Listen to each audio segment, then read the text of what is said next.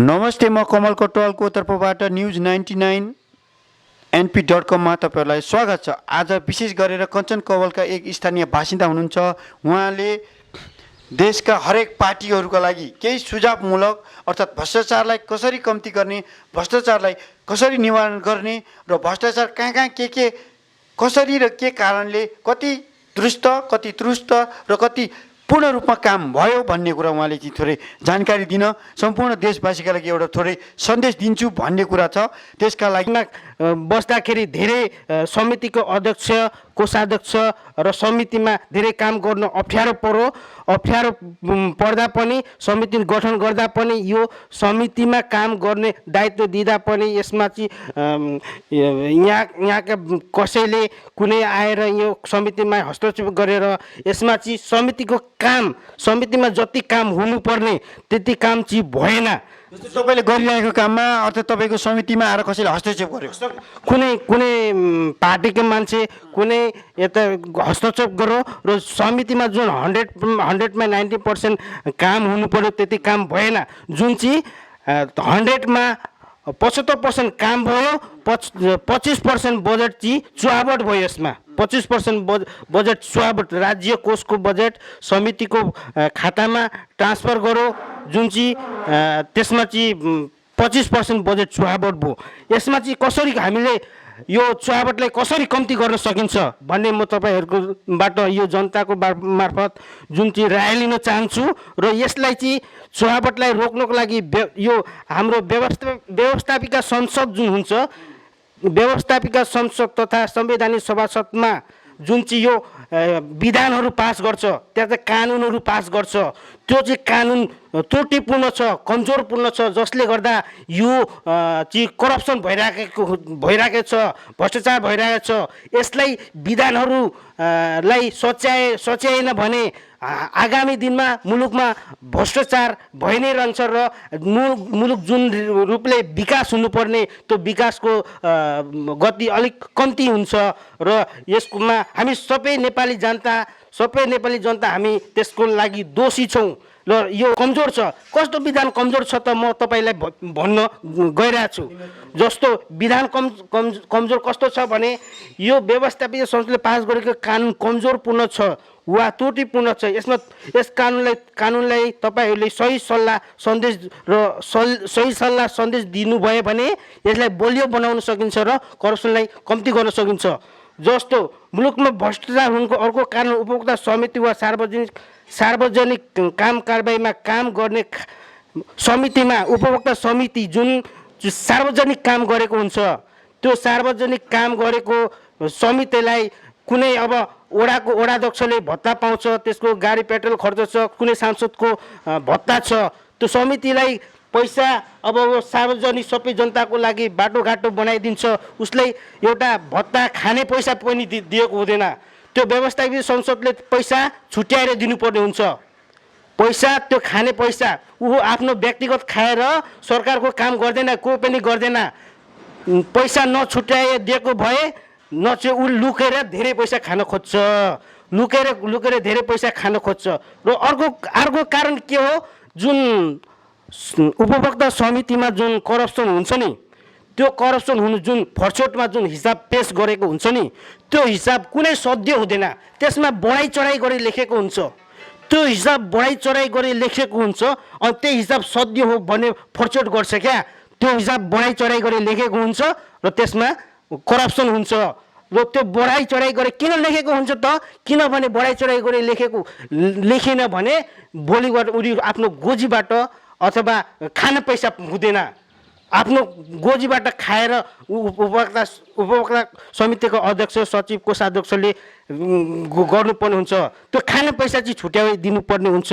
र अर्को कुरा के भन्छु भने यो उपभोक्ता समितिमा जुन चुहावट हुन्छ, एउटा कुरो यो समिति निर्माण गर्दाखेरि पढे लेखेको नपढे लेखेकोलाई चाहिँ समितिमा राखिदिन्छ, समितिको अध्यक्ष, सचिव, कोषाध्यक्ष नपढेकोमा राखिदिन्छ र उनीहरू माइनेट लेख्न जान्दैन। माइनेट कसरी तयार गर्ने, समितिको निर्णय कसरी तयार गर्ने माइनेट लेख्न जान्दैन र त्यो नपढेको उपभोक्ता समितिमा अध्यक्ष बन्छन्, माइनेट लेख्न जान्दै अरूको हातमा लेखाउँछ र अरूलाई पनि कमिसन दिन्छ। कमिसन त्यो पैसा उतातिर गयो, अरूलाई कमिसन दिएर त्यो माइनेट लेखाउँछ।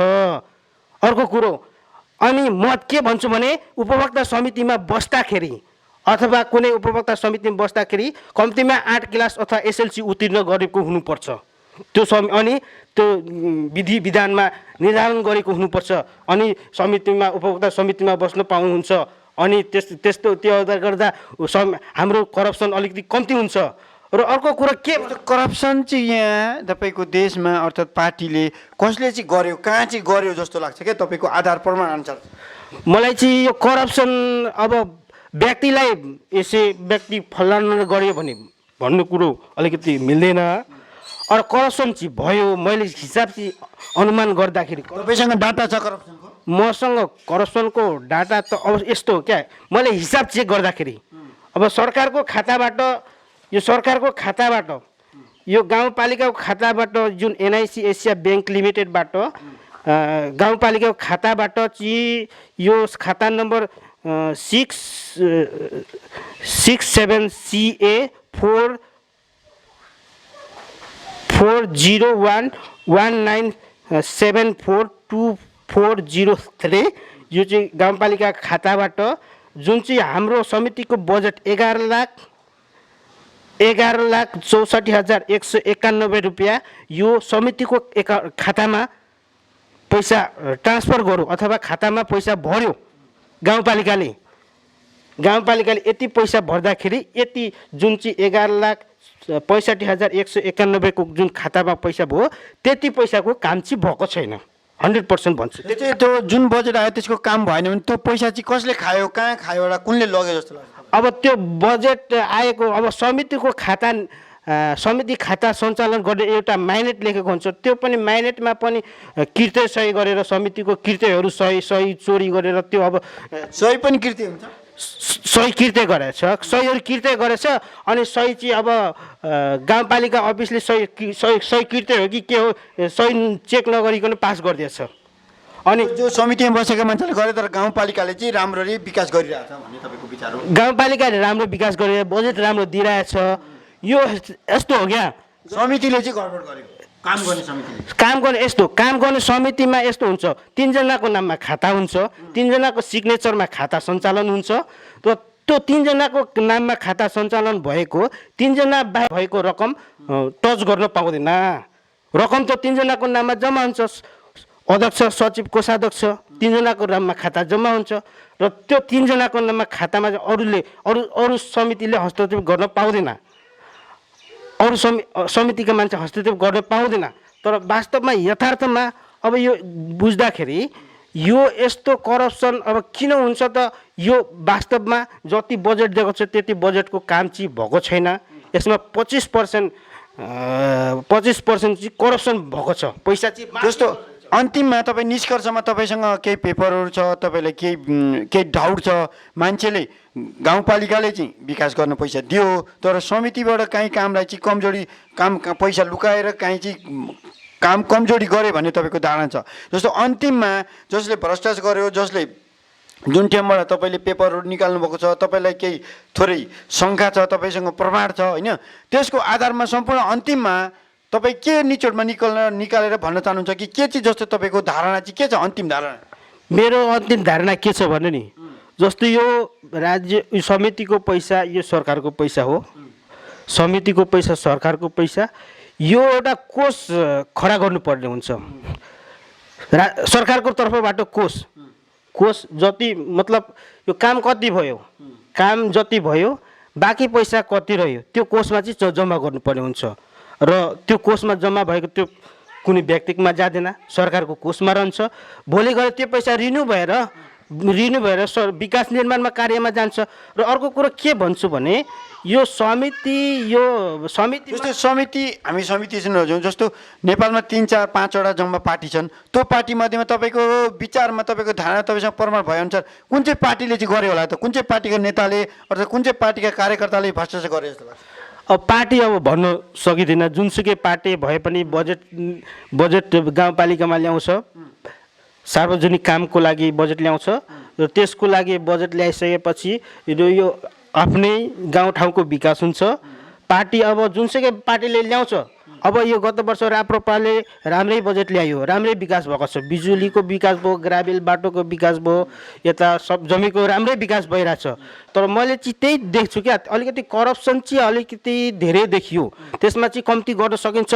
जुन चाहिँ विधानहरू म अहिले तपाईँलाई भन्न गइरहेको छु, जस्तो विधान निर्देशिकाहरू पास गर्नुपर्ने हुन्छ, उपभोक्ता समिति गठन गर्दा निर्देशिकाहरू पास गर्नुपर्ने हुन्छ, जुन चाहिँ निर्देशिका यस प्रकार हुन्छ, जुन चाहिँ निर्देशिका समितिले माइनेट लेख्दाखेरि समितिको सही मात्रै हुन्छ, त्यसमा समितिको मान्छे छाप एउटा फिङ्गर पनि दिँदा हुन्थ्यो नि।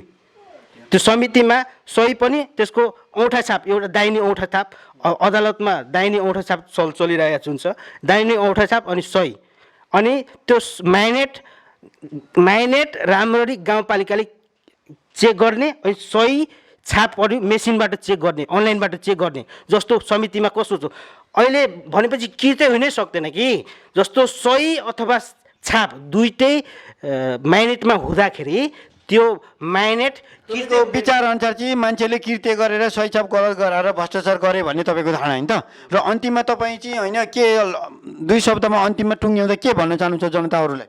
म के भन्न चाहन्छु नि, यो भ्रष्टाचार कम्ती गर्नको लागि यो उपभोक्ता समिति गठन गरिसकेपछि त्यसमा निर्णय लेख्दाखेरि त्यो उपभोक्ता समितिमा बसेको हुन्छ, त्यसमा त्यसको सही पनि हुनुपर्छ, त्यसमा त्यसको छाप पनि हुनुपर्छ, र गाउँपालिकाले जुन चाहिँ सम्झौता गर्छ सबैको औँठा सबैको मेसिनमा चेक गर्ने। जस्तो अहिले मोबाइल ब्याङ्किङ छ, फिङ्गर स्क्यान गर्दाखेरि त्यसको एकाउन्टै खोल्छ नि। अहिले मोबाइल ब्याङ्किङमा तपाईँ फिङ्गर एकाउन्टको ब्याङ्क एकाउन्टै खोल्छ भने त्यसरी स्क्यान गर्न सकिन्छ। स्क्यान गरेर त्यो माइनेटहरूलाई बलियो बनाएर त्यो किर्तै गर्न सकिँदैन। अनि अर्को कुरो त्यसमा भयो हिसाब। अब हिसाब जुन मैले भने नि, त्यसमा हिसाबहरू बढाइ चढाइ गरेर लेखेको हुन्छ। त्यो बढाइको धारणामा चाहिँ युवाहरूले चाहिँ भ्रष्टाचार जहाँ भएको छ, जुन देशैभरिका मानिसहरूले चाहिँ भ्रष्टाचार जहाँ भएको छ, त्यसमा काहीँ समितिले काहीँ कमजोरी छ भने त्यसलाई सुधार्नु भन्ने तपाईँको अन्तिम धारणा होइन त? र दुई चार शब्द राखिदिनु भएकोमा त्यसको लागि धन्यवाद छ हजुर सर।